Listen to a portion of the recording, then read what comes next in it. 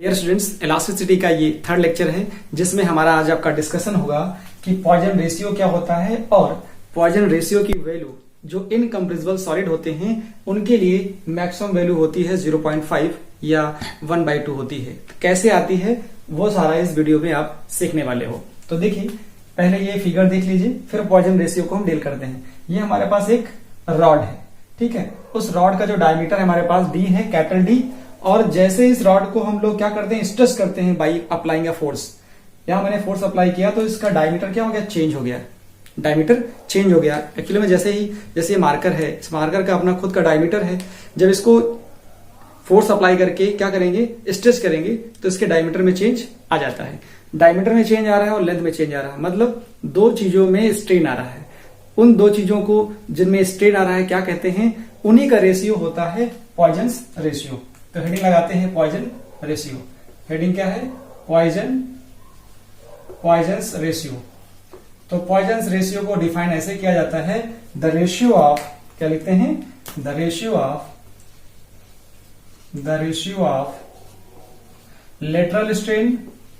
अभी मैं बताता हूं आपको कि लेटरल स्ट्रेन क्या होता है। Lateral strain to the longitudinal strain, longitudinal strain is constant for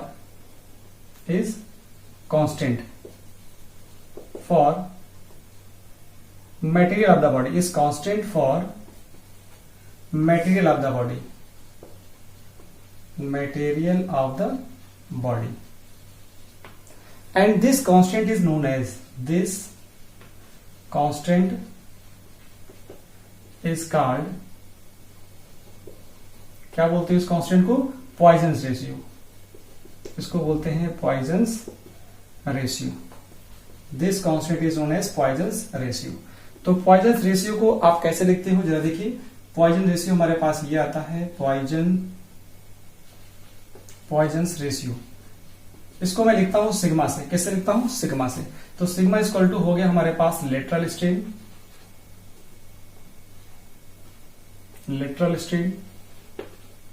और नीचे होता है आपके पास लॉन्गिट्यूडिनल स्ट्रेन। तो जो लेटरल स्ट्रेन होता है वो आपके पास होता है बीटा, और जो लॉन्गिट्यूडिनल स्ट्रेन होता है वो होता है अल्फा। इसका मतलब सिग्मा की जो वैल्यू आ गई वो आ गई बीटा अपॉन अल्फा, ऐसा कह सकते हो आप। अब यहां पे ये समझना जरूरी है कि लेटरल स्ट्रेन को डिफाइन कैसे करते हो। तो आप यहां लिखोगे लेटरल स्ट्रेन क्या होता है, लेटरल स्ट्रेन। तो लेटरल स्ट्रेन क्या आएगा, ये आपके पास आ गया बीटा, और बीटा इक्वल टू क्या होता है, it is the ratio of, कौन, lateral strain. It is the ratio of, क्या होता है रेशियो, ये होता है चेंज इन डायमीटर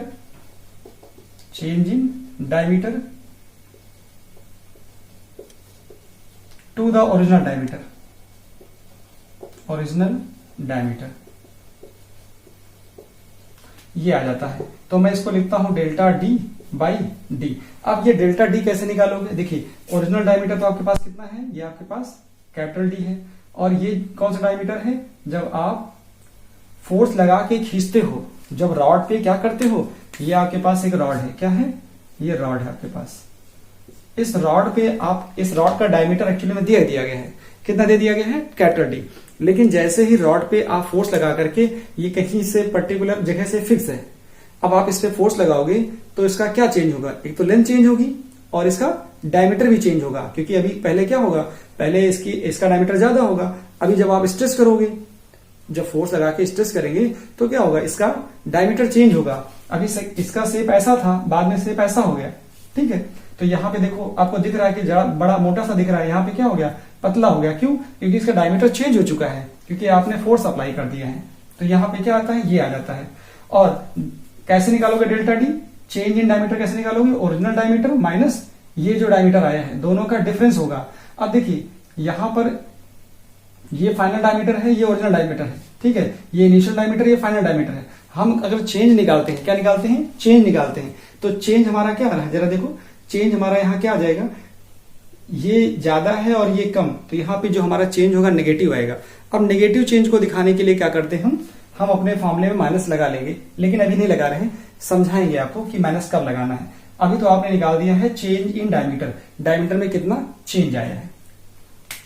दूसरी चीज क्या होती है हमारे पास, ये होता है लॉन्गिट्यूडिनल स्ट्रेन, लॉन्गिट्यूडिनल स्ट्रेन, ये होता है अल्फा। अल्फा का हमारे पास फॉर्मूला क्या आता है, अल्फा का फॉर्मूला आता है चेंज इन लेंथ। क्या होता है, चेंज इन लेंथ, और नीचे आ जाता है आपके पास ओरिजिनल लेंथ। अब जो चेंज इन लेंथ आती है वो आती है हमारे पास डेल्टा एल। क्या आती है, डेल्टा एल। डेल्टा एल आप ये लिख दिया है, डेल्टा एल क्या हो जाएगा हमारे पास, ये हो जाएगा डेल्टा एल, ये हो जाता है डेल्टा एल। और ओरिजिनल लेंथ क्या होती है, एल होती है। तो इस तरह से आप देख रहे हो कि अल्फा और बीटा मिल जाता है, तो पॉइजन रेशियो कितना आ जाएगा, सिग्मा की वैल्यू कितनी आ जाएगी। Now Poisson ratio sigma equal to मिल जाएगा आपको delta D by D, delta D by D. इसके आगे लगाएंगे माइनस, बताता हूं क्यों। और नीचे क्या आ जाएगा, यहां आएगा डेल्टा एल बाई एल। और जब इसको आप सॉल्व करोगे तो देखो delta D by delta L ये आएगा, और यहां से क्या आ जाएगा, एल बाई डी हो जाएगा। तो ये वैल्यू आ जाती है सिग्मा की। यहां पर नेगेटिव साइन क्या बताता है, नेगेटिव साइन ये बताता है कि डायमीटर डिक्रीज होगा। कब, जब हम वायर को या रॉड को स्ट्रेच करेंगे। तो यहां लिख दीजिए negative sign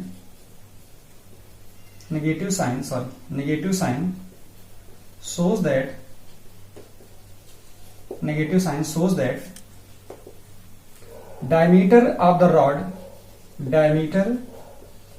diameter of rod decreases। कब, decreases when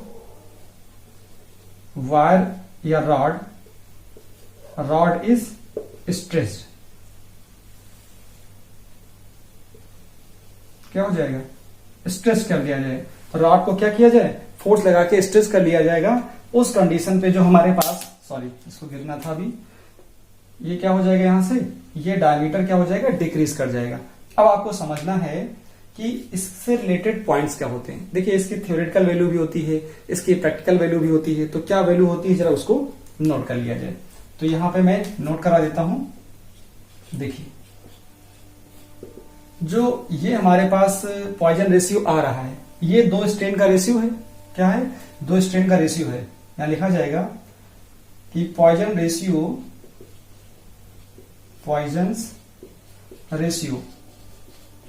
are the ratio of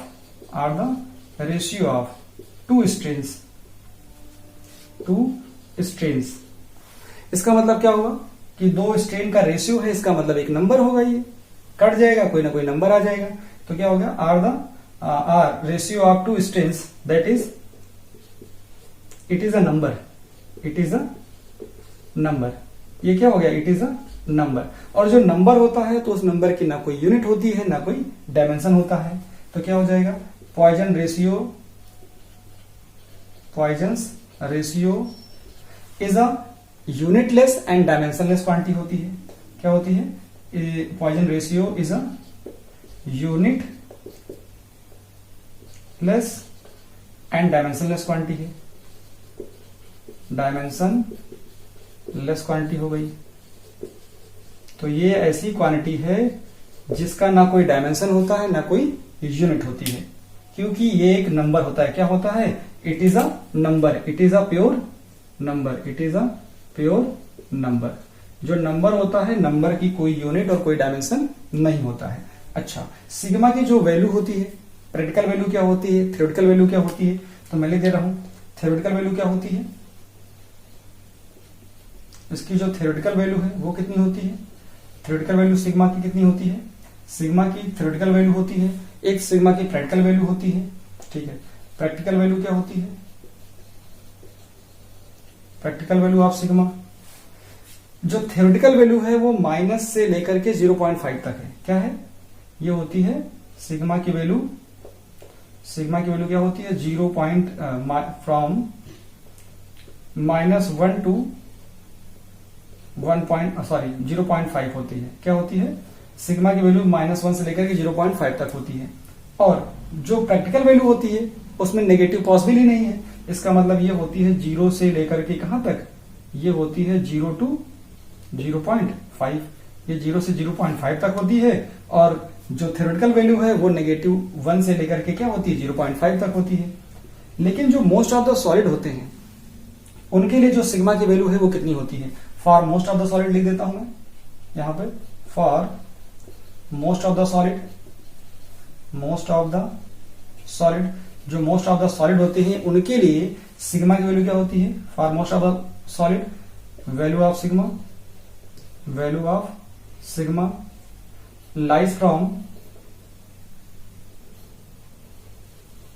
0.25, कहां से 0.25 टू 0.33, इतनी वैल्यू लाइज करती है।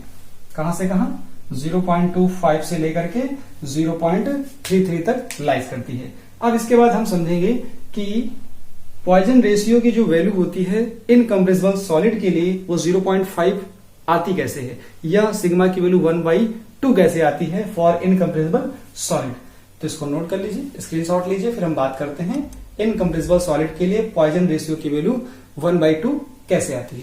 तो अब ये समझते हैं कि कैसे शो ऑफ किया जाए कि जो पॉइजन रेशियो की वैल्यू होती है जो इनकम्प्रेसिबल सॉलिड हैं उनके लिए आपके लिए सिग्मा की वैल्यू क्या आ जाए, 0.5 आ जाए या 1/2 आ जाए। तो इसके लिए क्या करना है, एक सिलेंड्रिकल बॉडी लेनी है। कैसी, इनकम्प्रेसिबल सिलेंड्रिकल बॉडी ले लेते हैं। तो पहले एजम्पशन ले लेते हैं। क्या एजम्पशन रहेगा हमारे पास, consider a incompressible cylindrical body of length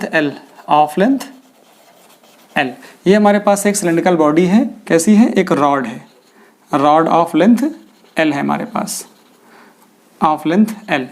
इसका वैल्यूम क्या हो जाएगा, वैल्यू हमारे पास हो जाएगा V। डायमीटर क्या हो जाएगा, डायमीटर हो जाएगा कैपिटल D। तो इसी को यहां लैंग्वेज में लिख लेते हैं, क्या हो जाएगा, consider a incompressible cylindrical body of length L, volume V, और क्या हो जाएगा, लेंथ हो गया, वैल्यूम हो गया, and diameter D,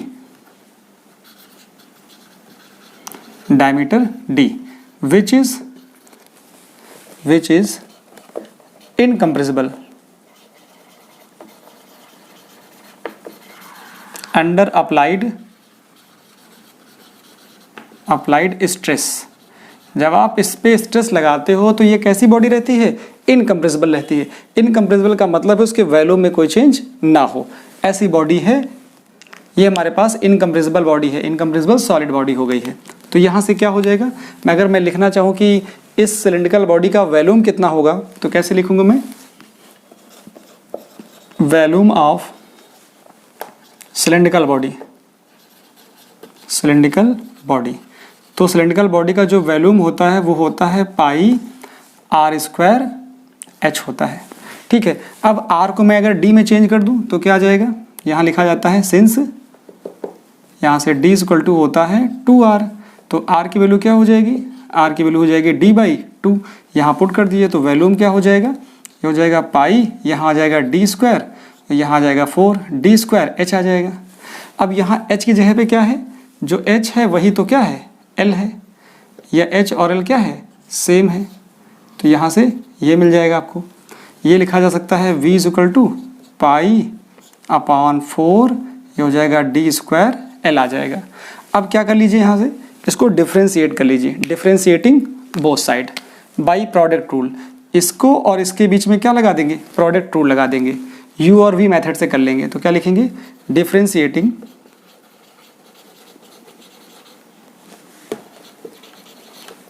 on both sides.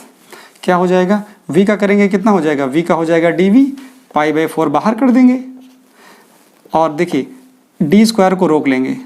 जब l का करेंगे तो ये हो जाएगा dl। अब क्या करेंगे, l को रोक लेंगे, d² का करेंगे तो क्या आएगा, d² का करेंगे तो आएगा 2d, और ये आ जाएगा, ये आ जाएगा डी डी, ये आ जाएगा। और इधर क्या आएगा, इस साइड में डी वी आ ही चुका है। देखिए यहाँ से क्या आएगा, यहाँ से क्या होगा, ये वैल्यू आपको मिल गई। अब इसी को सिंपली लिख लीजिए तो क्या आएगा, डी वी इक्वल टू आएगा पाई बाई 4, यहाँ से आ गया कितना, ये आ गया D square d l plus यहाँ से क्या हो जाएगा 2l डी, और ये हो जाएगा डी डी हो गया।